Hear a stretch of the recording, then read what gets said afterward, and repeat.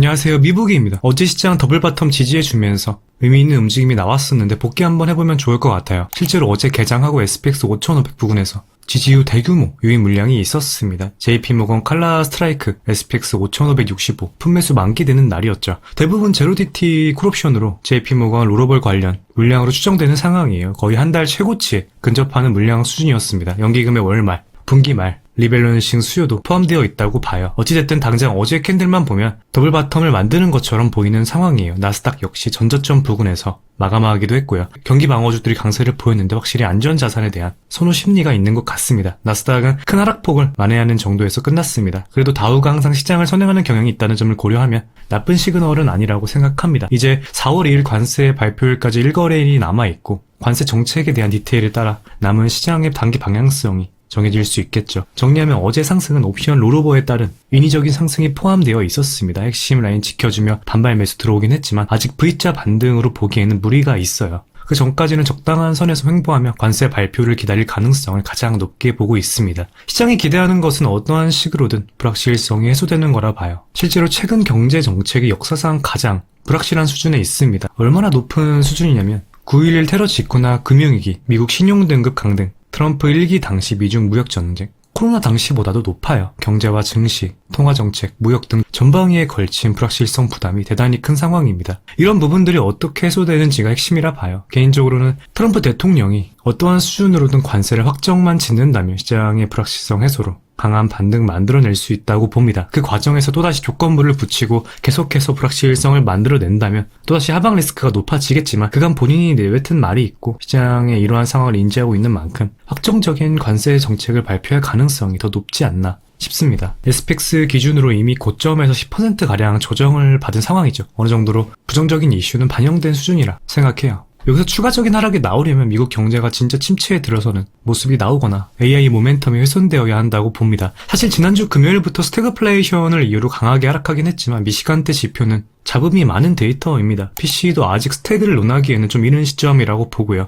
코어 PC 기준 1년 이상 2%대에서 박스권을 형성하고 있습니다. 결국은 관세에 대한 불확실성이 가장 큰 매도 압력이었다고 봐요. 이 부분만 해소가 된다면 시장의 강한 반등이 시작될 수 있다고 생각해요.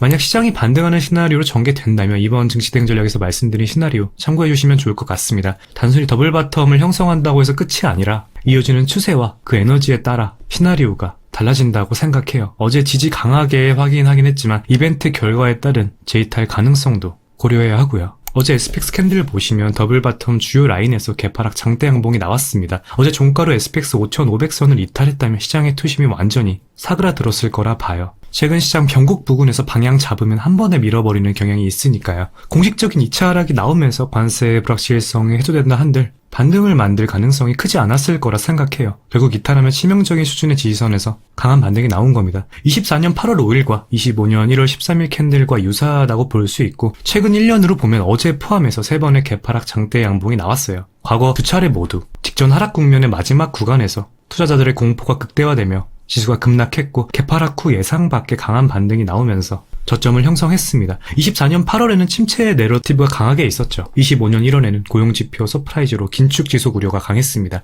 당시 개파락 장대 양봉 나온 날 보면 이러한 악재들이 해소가 된 게 아니에요. 오히려 가장 극에 다다랐을 때입니다. 개파락으로 출발했던 것 보시면 이해가 되실 거예요. 하지만 결국 투자 심리 전환에 신호탄이 되었고 저점을 만들었어요. 악재를 충분히 소화하고 반등으로 전환되며 투매 이후 바닥을 다졌다고 볼 수 있겠죠. 어제 캔들도 비슷한 맥락으로 볼 수 있는데 과거와 다른 점이라고 하면 주요 이벤트를 앞두고 나왔다는 점과 거래량입니다. 최근 몇 주간 주식시장 거래량이 10주 평균을 크게 밑돌 정도로 위축된 상태였어요. 이런 낮은 거래량 환경 속에서 어제와 같은 반전 상승은 기술적으로도 긍정적인 시그널이지만 매도 에너지 소진을 시사합니다. 거래량 다이버전스는 통상 강세의 신호로 간주가 돼요. 종합해보면 이벤트 앞두고 주요 라인에서 반등 시그널이 나왔다고 볼 수 있겠습니다. 이제 관세 발표를 시장이 어떻게 해석하는지에 따라 추가적인 방향성이 나올 것 같아요. 더블 바텀 형성 후 전개되는 방향에 따른 전략과 재이탈 가능성까지 모두 생각하면서 경계심 계속 유지하며 변동성을 관리할 필요가 있겠습니다. 지금은 방향성 예측보다 대응 전략의 유연성 확보를 통한 리스크 관리가 정말